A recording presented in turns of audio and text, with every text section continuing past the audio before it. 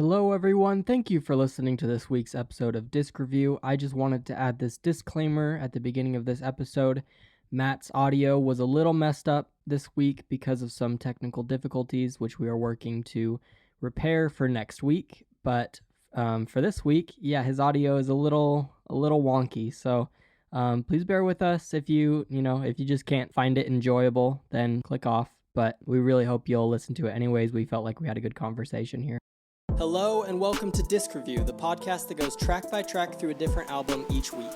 And we're your hosts, Max and Matt. Join us as we explore some of our favorite records. No, I'm a fan, I swear. I feel like I've become a music normie. I'm tired of being Mr. Positive guy. Dude, that's not humor. This is certifiably the most boring album I've ever heard. And there's a reason they don't do it, because it's terrible. We hope you enjoy the show. Let's get into it. Hello everyone, welcome to Disc Review, and you know what? Happy Thanksgiving to everyone who just celebrated that. I hope you were able to spend some time with people you love and maybe get some good food too. Today we wanted to review another album by the 1975. We're trying to cover them all, especially because they got their new album that just came out, and we really want to talk about that. But today we're going to be talking about Notes on a Conditional Form. What do you think about that, Matt? Well, I don't really know what the title means. I've gone back and forth. Is he talking about a conditional form? Like a paper form you would fill out and you'd write notes on that? Or is he writing notes on a state of being that is conditional? What do you think? Oh, I didn't think about it that way. I always thought it was like, he's writing notes upon a physical piece of paper, which is a conditional form. It's kind of a mysterious name. He's never really said anything about it as far as I know. I think it's meant to be that way, kind of obscure that way. What do you think about the album art? This is probably not my favorite album art, but it's got a lot going on. It's interesting. I really like the little bottom part of some art that's kind of cool and trippy looking. I gotta say, this is maybe some of my least favorite album art I've ever seen, but I think that it's kind of done the way it is on purpose. Like, it's not supposed to be flashy, right? It's kind of just boring looking, but they did it on purpose.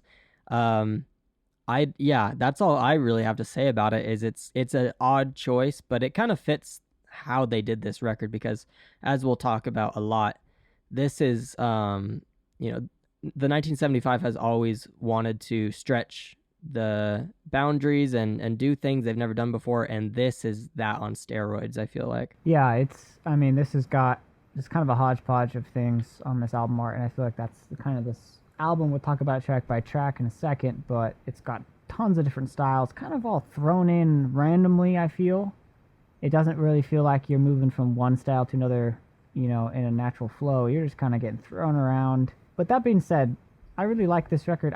It's not perfect, and we'll talk about downsides, but there are some songs on here that are some of their best. I think they hit some insane highs on this record, and I think it really helps deal with some of the problems that it does have. Just some context on the record. This is part 2 of their third era, titled Music for Cars.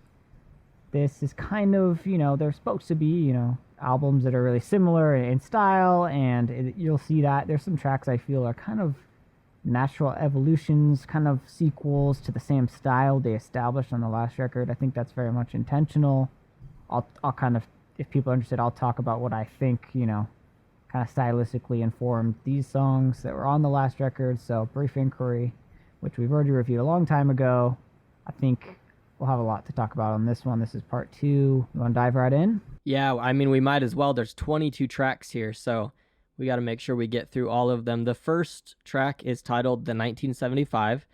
This song has the same title as all the openers on the previous albums, but it is obviously done very unique here with a climate change speech. I thought it was interesting that if you click on the lyrics tab on Spotify, it gives you the original lyrics to this song instead of the words that are being spoken. That's funny. Yes, it's usually those lyrics, right? I mean, this is the first time they've departed from that same song, so I guess Spotify is just like, well, it's the same song, it's got the same name, so what do you want me to do about it? Yeah, this is, it's got a feature from Greta Thunberg, a climate change activist who collaborated on this to talk about, a very personal issue of our times. It's, I mean, they kind of did get, political, especially on that last record. We talked about that, and they kind of bring that back, that theme here. I miss the original intro a little bit, but I'm open to them doing something new. They've done it 3 times. How many more times can they reinvent that? And they probably were getting bored of it, I imagine, and wanted to mix it up. 100% get it. They do something even, different again on their newest record, which we'll review sometime soon. But that's more of a song. This is still a very much instrumental intro with this long monologue. Really cool on the first listen. I imagine most people don't listen to it every time they listen to the record, just because it's 5 minutes long and it's not a song. It was definitely interesting. And I think that they do that on purpose because, everyone was expecting it to be the same. And when you throw something different, especially something that they believe is so important, I think that it's really capturing a lot of people's attention there. The next song is People. Great drums in the beginning. That was the first thing that caught my attention here. The vocals are very blown out and stylistic on this one. This song is actually a lot more rock and roll than I was expecting from the 1975.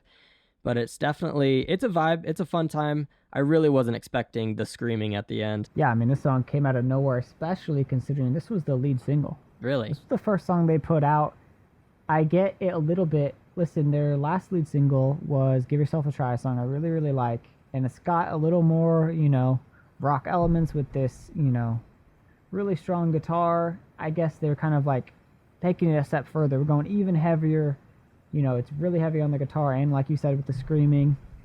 I think they just want to try something new. It's a fun, little change of style. I think this album has the craziest shifts and turns into different genres and styles that I really appreciate. There's some songs I like more, but I think this is a solid start to the album. The next song is The End, Music for Cars. This song is our first instrumental on the album. It's got beautiful orchestral sounds and an atmosphere that kind of reminds me of music they play on the ride Soaring Over California at Disneyland. I read on their Wikipedia page that the original name for this album was going to be Music for Cars. So yeah, they initially announced a third album titled Music for Cars. I think they wanted to go bigger, and they had so many songs I feel like they wanted to put out that they ended up splitting into 2.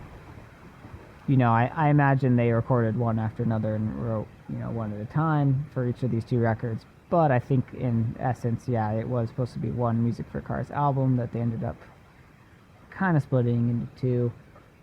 I actually really like this. Might be my favorite instrumental maybe they've ever done. I think it's really beautiful. Jokes aside about it sounding like Soaring Over California, I really do think they nailed it with, the strings here. I think one thing that kind of bugs me about this song particularly is just the track order. We were on track number 3. We had one song, true song, and it was a super heavy, screaming song. Into this feels a little bizarre, and then we don't even really stay in this, elegant orchestral, space into this next song. So I think this song totally could fit on this album, but it's just a weird spot in my opinion, because I really do like this song, but where it's placed throws me off a little bit. Yeah, that's fair.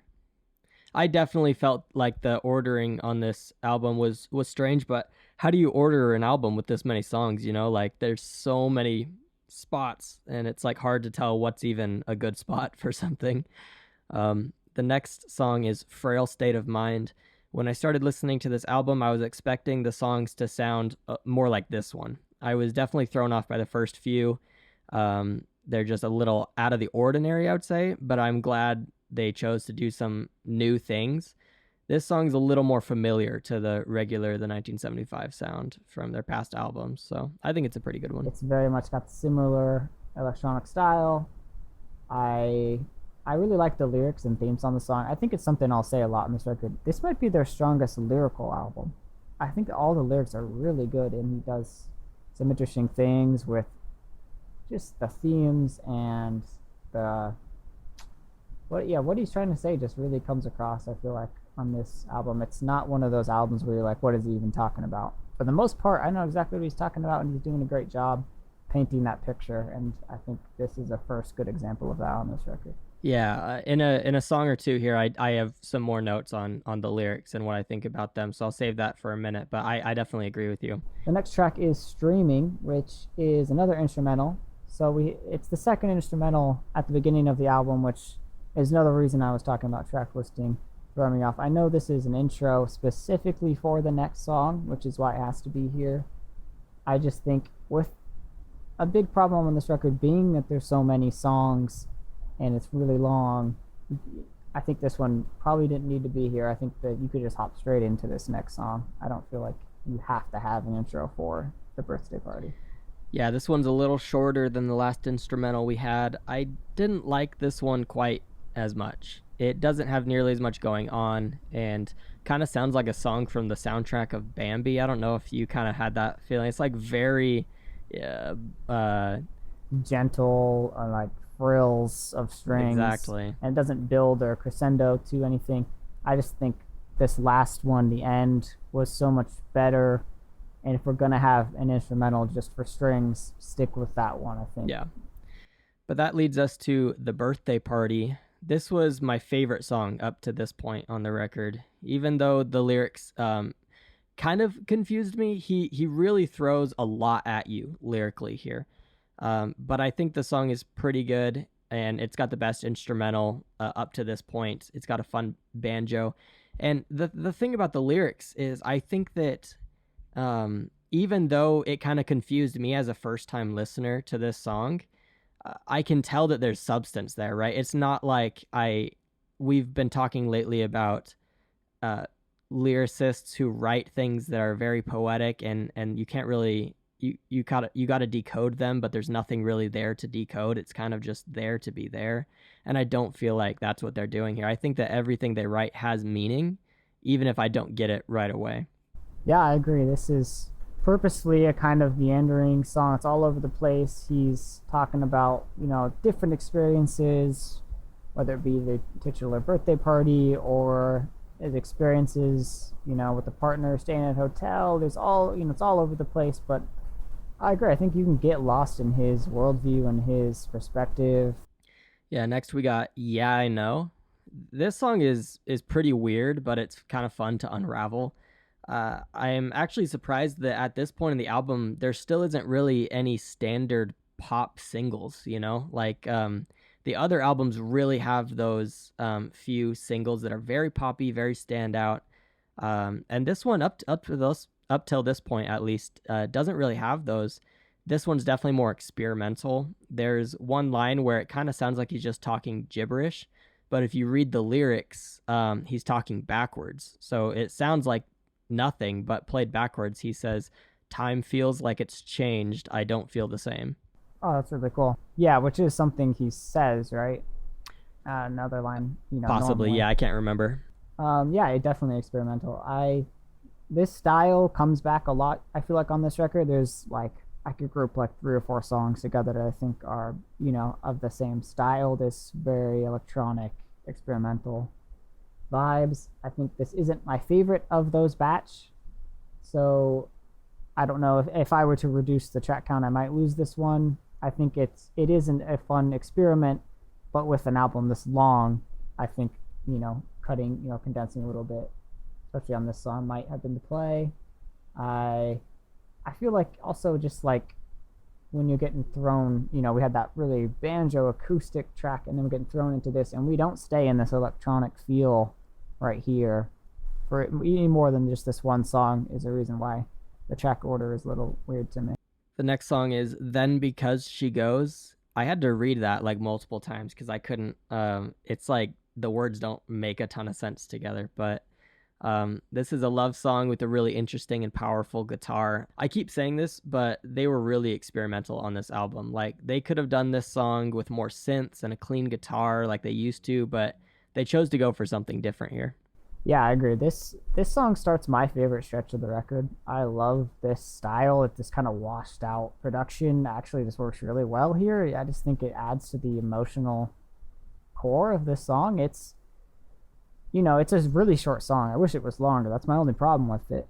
And I can't really get as deep into the lyrics, when it's this short. But I just get lost in the sound of this song. You're right; it's so interesting sonically, and they could have made it boring, but they didn't. And I think it shows like they are going the extra mile on what they're experimenting with, and I think this one just works. Next, we have Jesus Christ 2005, God Bless America. And why don't you tell me your thoughts about this one first? Honestly, I think this might be the saddest song they've ever written. You could probably tie it with Be My Mistake from the last album. This song is just devastating. The lyrics are really, really good. I think he's talked about religion before on If I Believe You, on their second album.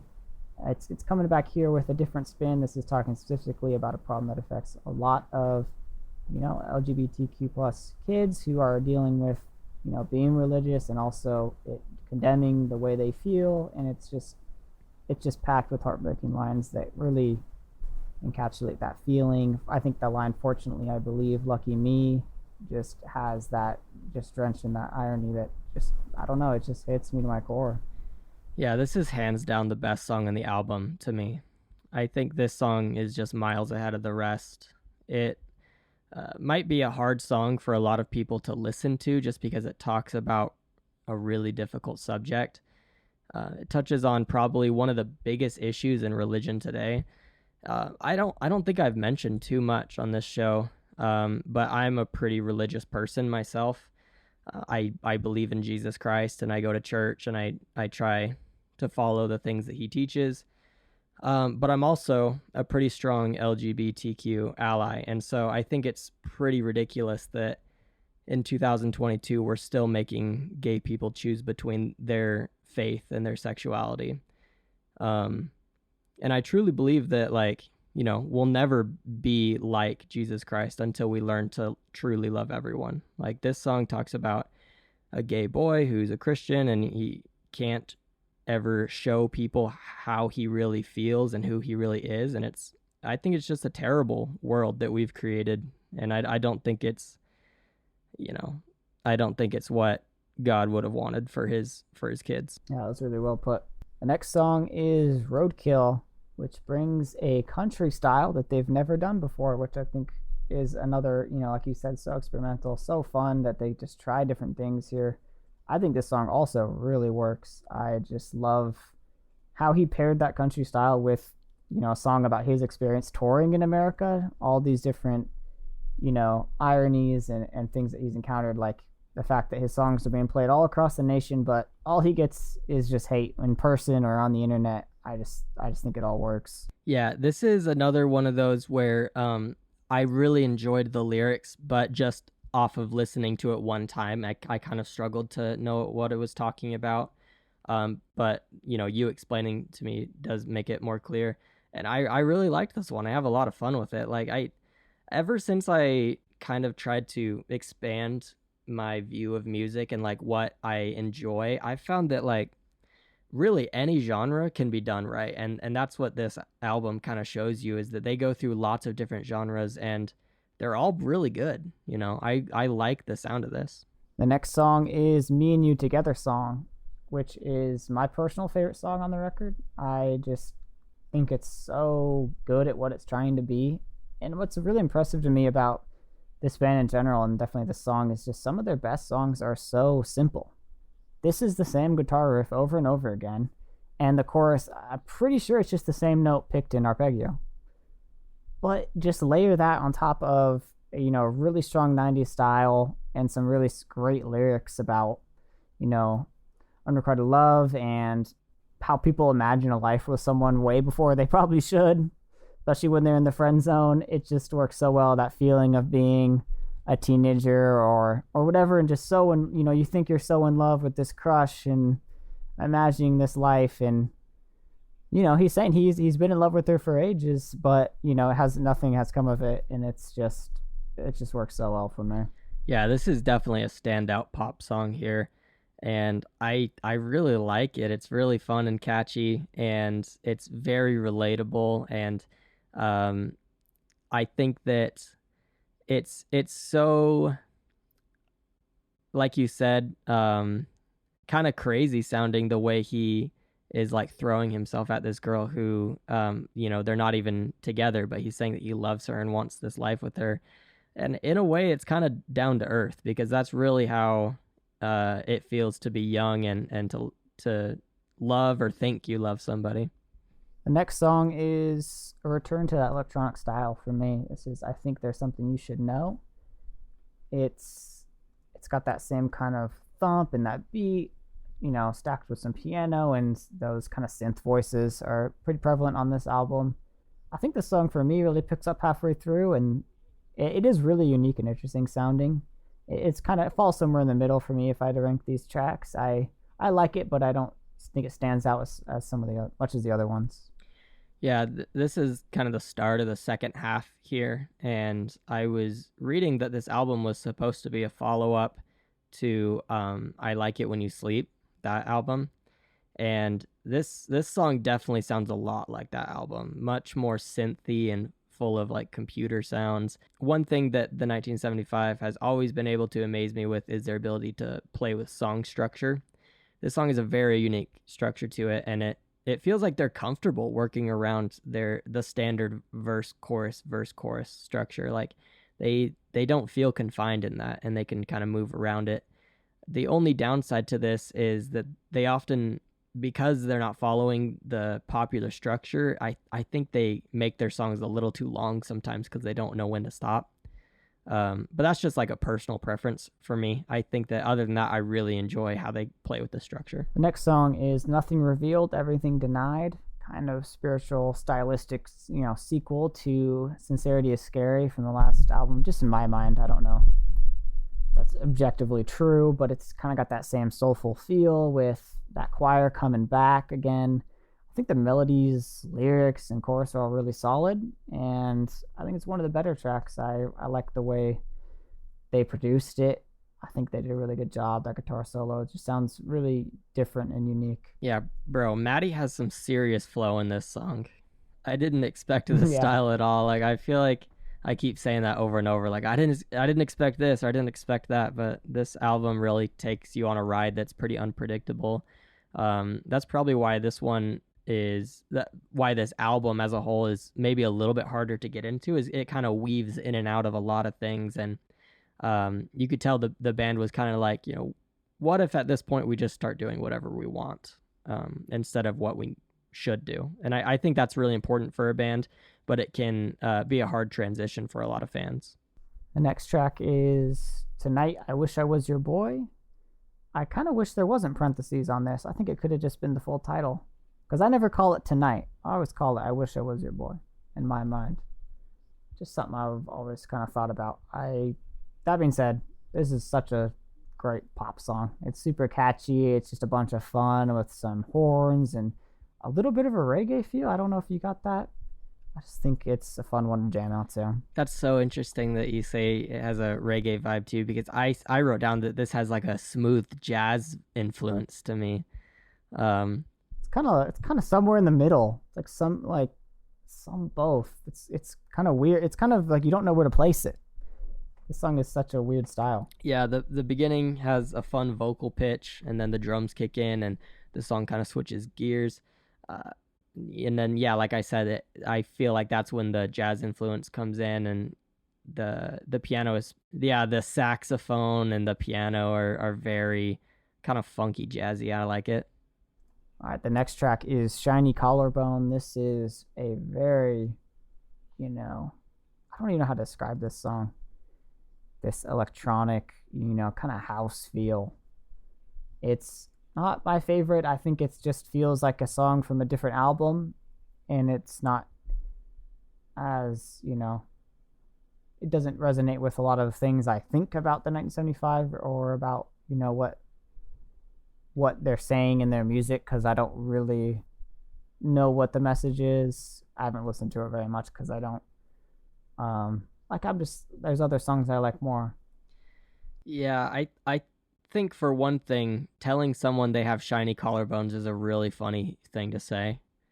But I at the same time, I also agree with what you're saying, that like I don't even know what this song is doing on this album. It's like club music. It's so out of place. Yeah. And I'm sure they did that because they wanted to. It was on purpose. But it literally comes out of nowhere, and I struggled to get any substance out of it.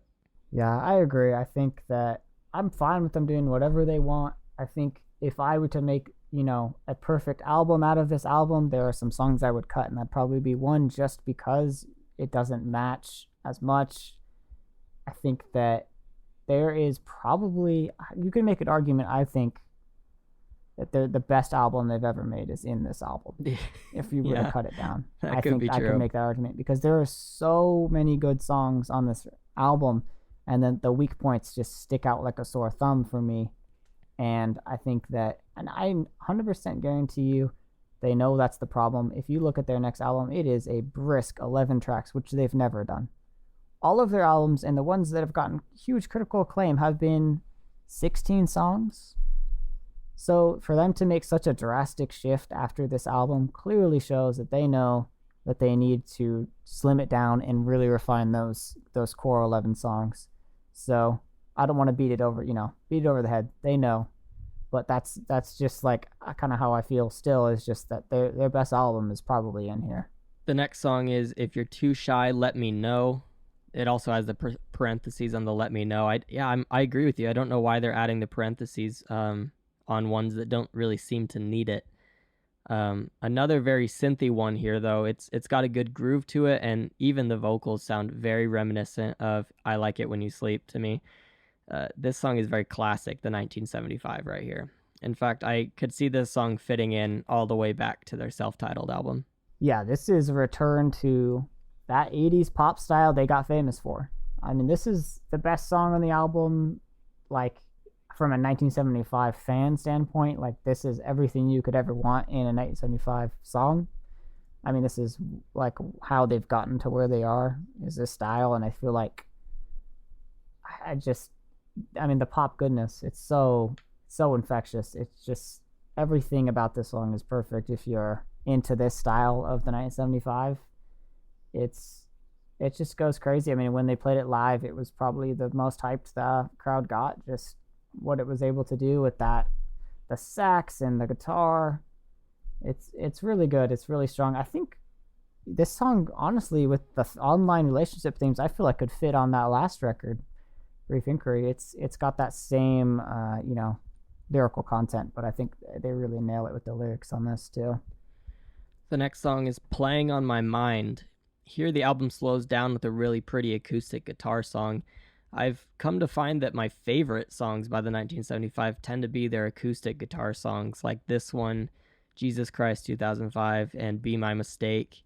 His voice just sounds the best when it's accompanied by a really soft strummed guitar. Like, I don't know. The best line in this song to me, though, is the things that interest me exist outside space and time. I think that's really interesting. Yeah. I really like this as another kind of, he just gets to write some lyrics about some simple, normal, everyday, thoughts that have just been on his mind. I think it shows why he's interesting as, a person, as an artist, as, a lyric writer. It's kind of cool how he can make a song like this work. And I agree, this is one of my favorite acoustic songs of theirs. And I think, like you said, his voice and acoustic, I think he just knows how to change the way he sings and his voice with each style, and he just makes it work really well. Next we have Having No Head. The first thing I thought when I read the title of this song is that meme where the guy's on the phone and he's like, so no head? Yeah, I get that. I get that. So this is another instrumental, again, very minimal here, but I think it's definitely a welcomed interlude after not having one for quite a while. And on a long album like this, I think sometimes you just need little breaks. Yeah, I mean, when you said that there is I Like It When You Sleep comparison, I literally wrote down, sounds like that came right off that record. It sounds like the song titled I Like It When You Sleep. Yeah. Very long instrumental that changes. It's got the same kind of thump to it. It's evolves, which I really like about this. I think that since the album is already so long, having a 6-minute instrumental is something I'm usually not wanting at this point. I agree, I like an instrumental break here, but it is a really long instrumental. So I haven't one of my least listened to songs. It has the least streams as far as I can tell on the record, and I think that's probably why. I think on a shorter record, this would probably be fine, but it's already so long that I usually don't listen to the whole thing here. Then we have What Should I Say? The 1975 is really good at creating vocal effects because it's really easy to add vocal effects, but it's difficult to make them actually work every time you do it, and the vocal effects always sound really good no matter which direction they take them. And so that's something that I think this song does really well, is they do lots of different things with his voice, but they all just seem to work. Yeah, I agree. They always know what to do with the vocals. This is another one of those electronic style songs I think that's really prevalent on this record. I think this might be the best of that. It's just really catchy. I think that I don't connect as much with the lyrical content on this. I know, what he's trying to say, but it's not as relatable to, a normal person who doesn't have an audience like he has. Yeah. Which makes it, not my this is my standout favorite song, but I think still a really solid track. Then we have Bagsy Not in Net. I really have no idea what that song means. Do you know? Probably the strangest name, I think. I feel like it was purposefully strange. I'm assuming it's a British term, right?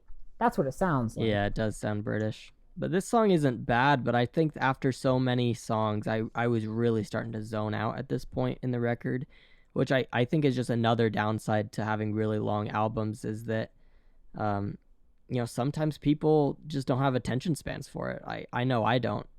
Maybe it can still be enjoyable for like long road trips and stuff, but when you listen to an album all the way through, it's important to recognize, like, is this album keeping me engaged? Am I interested all the way through, or are there points where it drops off or gets boring? And I think at this point, I lost a little bit of focus. Yeah, this is probably my least favorite song. Actually, it definitely is. I think, for one, this kind of string synth, whatever is going on, it's sampled from another song. So it just feels like, and it's a major part of this song, it feels like they sampled it and just kind of expanded on it. So it doesn't feel as original 1975 as, they have on this record. So it kind of sticks out for me for that reason. And it's another really short song that I just can't connect with as much. It's got one line repeated a lot. So it's just not as full of a production, I feel like, as the rest of the album, and feels like it feels a little tacked on to me in that regard. It just doesn't feel like it was given the same attention and care as some of the really strong songs here. And if you were to drop the track list a little bit, I would probably not keep this. The second to last song is Don't Worry. And when I got to this song, I was a little tired of listening to the album. I mean, this is the 21st song, but I kind of forced myself to just take a minute and close my eyes and really listen to it. And it got me thinking of how lucky I am. Like, I was sitting on a soft chair next to a fireplace with like a drink in my hand, and I'm like reviewing art. Like, if that doesn't show how privileged I am, I don't know what will. So after I had that thought, I was like, okay, I should just focus and really figure out what this song's about. And I found out that I really like it. I thought it was another really beautiful, poetic song, and I think I'm going to be revisiting it a lot in the future. Yeah, this is a interesting song because it's, if I remember correctly, a song written by Maddie's dad from his childhood. Wow. And it kind of brings it back and does a 1975 spin on it. That's his dad duetting with him. And the emotion just works so well. And you'd think it wouldn't be a good song, right? It's not written, entirely by the 1975. Like, you just think it'd be weaker, but this song is actually really good. And yeah, written by Tim Healy on the writing credits here. I can't believe how much I revisit this one. I wouldn't think I would. And yet I think it's a really beautiful sounding song. And the emotion works so well, especially towards that end bit when it slows down. This is one of my favorites. And that brings us to Guys, the last song on the album. Guys has a clean guitar and a really good theme. It talks about how sometimes he just kind of misses his dudes, he misses his bandmates, and he cares for them, and he talks about how he's so grateful that they started their band together. And I just think it's really sweet, and it got me thinking about, people that I'm grateful for in my life. So I really loved this closer. Yeah, this song always sounded like a grand finale of the band, like where the band's ending and we're going to reminisce on our time together. It's not that, but I think it works at capturing that emotion still. And it's a sweet song about loving your friends and the experiences you've had together. I think in a kind of time and era where people on the internet are making a lot of jokes about the homies loving each other too much or whatever, I think it's sweet for him to just be so sincere and just say, no, these are my friends and I love them and they're the best. And I think it's a great time to have a song like this, and it works really well. All right. Well, now that we've talked about all 22 songs, I'll kind of give my general thoughts about this album. I think that this is by far the most experimental album that the 1975 has ever done. And because of that, we got some really, really great songs and a few that, aren't very good, in my opinion. And it's definitely a harder one to get into and really enjoy because of its length. And so if you are just a diehard the 1975 fan, you're probably going to love how much content is here. But for someone who listens more casually like I do, it just becomes a little much. But that being said, because I've now gone through and listened to all of them, I have standouts that I'll revisit. Yeah, I agree. I think that I'm a diehard 1975 fan, and I still say it could drop a few tracks. And listen, like I've said, they already know that was a problem, and they fixed it.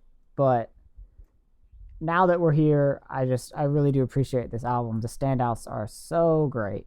They hit some of their highest highs of their entire career on this record, which I think is really impressive considering they, just put out another really good record, and they come back and just with another batch of great songs with some weaker songs tacked on. I think that I really still like this record despite that flaw. And I might not listen to every single track all the time, but there's so many tracks I'll come back to forever because they're just that good. So I really like this record, and I'm really happy that they fixed that one problem it had with, and we'll talk about that soon, their fifth album. All right. Well, now that we're done talking about notes on a conditional form, listen, guys, if you've been listening to our episodes lately, you'll notice that we started adding little games at the end just to have a little fun, make some bonus content there. And I kind of thought that it might be fun to also, on episodes where we don't have a game planned, we can just pick a quick topic and just chat about it for a minute. And I kind of just wanted to ask you, Matt, what is your favorite 1975 album and why? Well, I think I would have to pick I Like It When You Sleep just for pure nostalgia. This is the album that started it all for me. I was sitting in my girlfriend's car and had this CD in, and I'm just like, what is this? What is this band? When Love Me started playing, which is a really in-your-face, song to start with that guitar. I went home and just got obsessed, and that's kind of where it started. This is the newest album that was out at the time, so I didn't have, as much to, get lost in, and I've just kind of been on that journey with this band for a long time. I think if Notes on Conditional Form, had been trimmed down, I could probably make that my favorite, but I'll probably just stick with I Like When You Sleep just for pure nostalgia. That being said, Being Funny in a Foreign Language, their fifth album, is really, really good. Yeah, I think that at this point, I would have to say that a brief inquiry into online relationships is my favorite, just because I am really big on albums having like themes and through lines, and I feel like that one just nails it on the head so hard, and has a lot of really good standouts. But you're right, their newest album is really good, and I'm excited to talk about it soon. All right, thank you for everyone listening to this. Join us next week, and we'll have another review for you. And if you want to talk to us or tell us what type of music you like, hit us up on Instagram at Disc Review Podcast. All right, thank you guys. See ya.